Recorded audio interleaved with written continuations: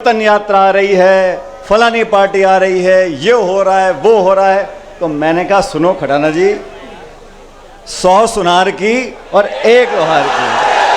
मैंने कहा चिंता मत करो, हम सब लोग आएंगे।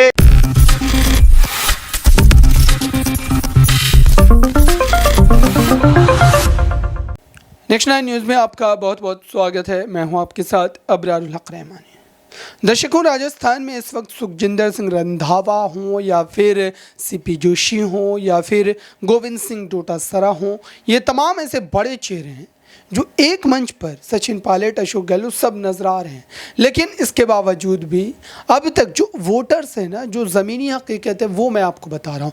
दरअसल वोटर्स के दरमियान एक बात को लेकर के चिंता ये बात है कि दरअसल इस पूरे मामले को लेकर के जो मंच पर बातें की जाती है, दरअसल वही बातें जब अकेले में मीडिया कर्मियों से वही नेता बात करते हैं तो उनकी मंशा बदल जाती है। दरअसल ऐसा होता क्यों है? क्योंकि पार्टी के भीतर बने रहने को लेकर के जाहिर सी बात है कि आप भरे मंच से इस तरीके से कोई बयानबाजी नहीं करते, और यही डर है कि अभी तक सचिन पायलट ने भरे मंच से कहीं भी अशोक गहलोत का विरोध जो है उस ढंग से दर्ज नहीं करवाया है। लेकिन आइए आपको सुनाते हैं सचिन पायलट के उस बयान को, जिससे ये आप अंदाज़ा लगा सकते हैं कि वो खुद को काफ़ी ज़्यादा आगे रख रहे हैं, क्योंकि CWC में उन्हें जगह भी मिल गई है और जाहिर सी बात है कि इससे उनका हौसला जो और ज़्यादा बुलंद नजर आ रहा है। सुनिए उनके इस बयान को। परिवर्तन यात्रा आ रही है, फलानी पार्टी आ रही है, ये हो रहा है, वो हो रहा है। तो मैंने कहा सुनो खटाना जी, 100 सुनार की और 1 लोहार की। मैंने कहा चिंता मत करो, हम सब लोग आएंगे। और ये पुराना बहुत लंबे समय का कार्यक्रम होना था, लेकिन हर चीज का समय होता है। और ये संयोग की बात है कि कल एक जनसभा प्रियंका जी ने करी टोंक में। अब आप जानते हो मैं टोंक जिले से, टोंक का विधायक हूं, लेकिन ये मैं कैसे भूल सकता हूं कि मैं सबसे पहले दौसा का सांसद था। तो कुछ संयोग ऐसा बैठा कि जैसे ही हमारी टोंक की सभा कल खत्म हुई, हमारा आज 11 तारीख का प्रोग्राम था। तो मैं धन्यवाद देना चाहता हूं उन सब लोगों का जिन्होंने इस मूर्ति का निर्माण करने में, इस कार्यक्रम को कामयाब बनाने में एक दूसरे का सहयोग किया। और आप सब जानते हो चुनाव ज़्यादा दूर नहीं है। अभी खटाना जी याद दिला रहे थे 1986 में, मुझे अच्छी तरह याद है, मैं छोटा था उस समय, मैं कल 8-10 साल का होऊंगा। उस समय पायलट साहब ने इस कॉलेज का जब शिलान्यास किया था तो टाइम था सुबह का 11-12 बजे का। हम पहुंचे रात के 1 बजे यहाँ पे। उन दिनों सड़कें छोटी थी, एम्बेसडर गाड़ी थी, डीजल की थी, बार बार गर्म हो जाती थी, रुकना पड़ता था। और साथ में आए थे उस समय सांसद थे अमिताभ बच्चन जी। मुझे जब इन्होंने कहा तो एकदम से याद आया कि हम अलवर होते हुए बांदीकुई पहुँचे, लेकिन रास्ते में बहुत जगह रुकते हुए आए और 8-10 घंटे देरी से आए। और उस समय भी लोगों के अंदर बहुत उत्साह था, बहुत जोश था। अब ये देखो खटाना जी, आपकी किस्मत ही ऐसी है, आज बिना अमिताभ बच्चन जी के भी मामला जमा हुआ है ठीक ठाक। क्यों भाई? और ये बात भी सही है कि शिलान्यास पायलट साहब ने किया था, लेकिन आज उनकी मूर्ति का जहाँ भी होंगे वो देख रहे होंगे कि हम सब ने मिलकर उनका मान सम्मान किया है। और इस मूर्ति की प्रेरणा आने वाली पीढ़ियाँ हमसे आपसे लेती रहेंगी। ये 36 कौम के लोगों के लिए, समाज के लोगों के लिए, जिले के लिए, जो जो बच्चे यहाँ पढ़ेंगे उन सब के लिए एक प्रेरणा का स्रोत रहेगा। अब क्योंकि 2.5-3 महीने बाद चुनाव है और मेरे ख्याल 1 महीने में आचार संहिता लग जाएगी। विधानसभा के चुनाव होंगे प्रदेश में, मध्य प्रदेश में हैं, छत्तीसगढ़ में हैं, तेलंगाना में हैं, मिजोरम में हैं। और आप सब लोगों को निर्णय करना है कि किन लोगों को चुनकर हमने विधानसभा में भेजना है।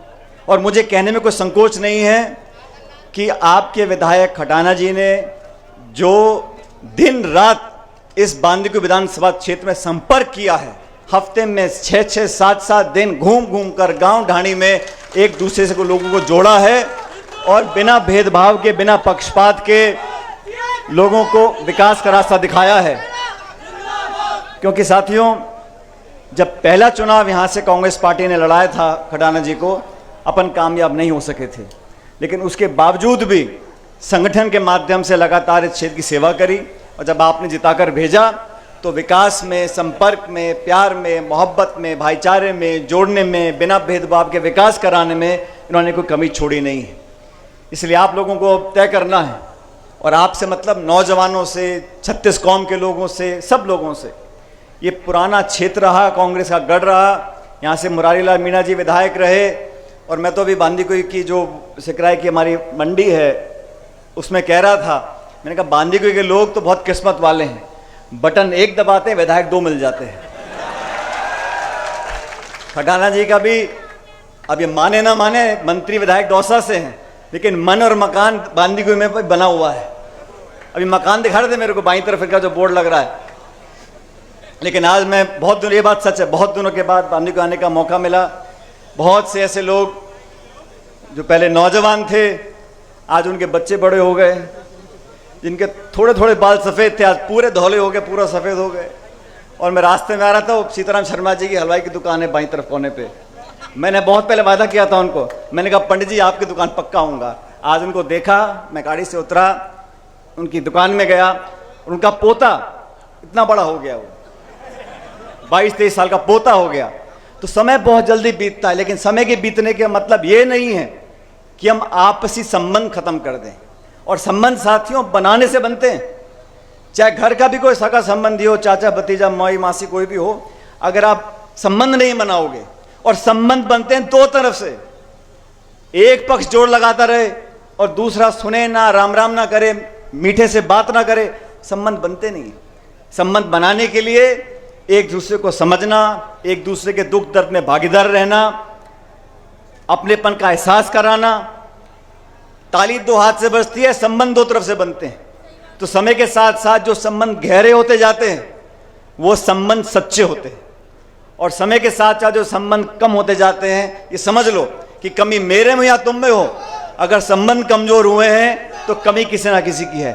लेकिन मुझे फक्र है, मुझे गर्व है, मुझे अभिमान है कि हम लोगों का संबंध इस क्षेत्र से, इस तहसील से, जिले से जितना पहले था, भगवान की कृपा है, आज पहले से ज्यादा हो गया है। और ये सब, इसका श्रेय मैं आप लोगों को देना चाहता हूं, क्योंकि मैं भी भागदौड़ में लगा रहता हूं, आप जानते हो। मैंने इस कार्यक्रम का आयोजित किया, इसका उद्देश्य सिर्फ मूर्ति की स्थापना करना नहीं था। इसका उद्देश्य था कि वो बात, वो सिद्धांत, वो वादे, वो विचार जो स्वर्गीय पायलट साहब ने अपने पब्लिक लाइफ में, सार्वजनिक जीवन में कहे और करे, उसका अनुसरण हम कैसे कर सकते हैं। मुझे अच्छी तरह याद है, बचपन से मैं देखता था पायलट साहब के हर भाषण में बोलते थे कि कृषि को उद्योग का दर्जा मिलना चाहिए, किसान का क्रेडिट कार्ड होना चाहिए। 20 साल बाद अब जाके सरकारों ने उस काम को किया कि किसान क्रेडिट कार्ड मिलना शुरू हो गए। आज जरूरत इस बात की है कि किसानों के बच्चे इन कॉलेजों में पढ़ें और पढ़ लिख कर उन पदों पर बैठ जाएं जहां से नीति बनती है, जहां से कार्यक्रम बनते हैं, जहां से बजट साइन होता है। अगर उन कुर्सियों पर गरीब और किसान के बच्चे बैठेंगे, उस अधिकारी को, उस नेता को बताने की जरूरत नहीं पड़ेगी कि किसानी में कितनी लागत लगती है, खाद बीज पानी कहां से आता है, फसल का बीमा कहां से होता है, गाय भैंस बकरी कहां से आती है। तभी मैं कहता हूं, पायलट साहब भी कहते थे, गरीब गांव ढाणी में पैदा होने वाले बच्चे बच्चियां, उनको शिक्षा का वरदान मिले, वो पढ़ लिख कर कामयाब हों, जो व्यवस्था इस देश में संविधान ने बनाई है उसका पूरा उपयोग वो कर सकें, तभी परिवर्तन आएगा, तभी बदलाव आएगा, तभी देश विकसित होगा। और देश जब आगे बढ़ रहा है, चिंता मुझे इस बात की रहती है साथियों, हमारे देश में जो खाई है गांव और शहर की, अमीर और गरीब की, वो लगातार बढ़ती जा रही है। आज जो संपन्न है, जिनकी जेब में बहुत पैसा है, उनको रोकने वाला कोई नहीं है, और जो गांव गरीब जैसे हाल में कल था, आज बहुत ज्यादा सुधार हो नहीं सका, क्योंकि उस सोच के लोग बैठे नहीं है दिल्ली की सरकारों में, जिनके मन में पीड़ा हो। आज 9 साल से एक सरकार दिल्ली में बैठी है, बजाय भाषण देने के और ज्ञान बांटने के और विज्ञापन था। दूसरा दर्शकों, अब ये देखना होगा कि सुखजिंदर सिंह रंधावा, जिनके ऊपर सबसे बड़ी जिम्मेदारी है राजस्थान प्रदेश में कांग्रेस पार्टी की स्थिति को नियंत्रण में करने के लिए, अब वो क्या कर पाते हैं। क्योंकि वो तो कई बार ऐसा बयान भी दे चुके हैं जिससे ये साफ तौर पर अंदाज़ लगाया जा सकता था कि ये अशोक गहलोत के खिलाफ है, और इसके बावजूद भी अगर वो राजस्थान में मामला हल कर लेते हैं तो राजस्थान कांग्रेस के लिए ये अच्छी बात होगी। फिलहाल इस खास रिपोर्ट में बस इतना ही। जुड़े रहिए बड़ी खबरों के लिए नेक्स्ट 9 न्यूज़ के साथ।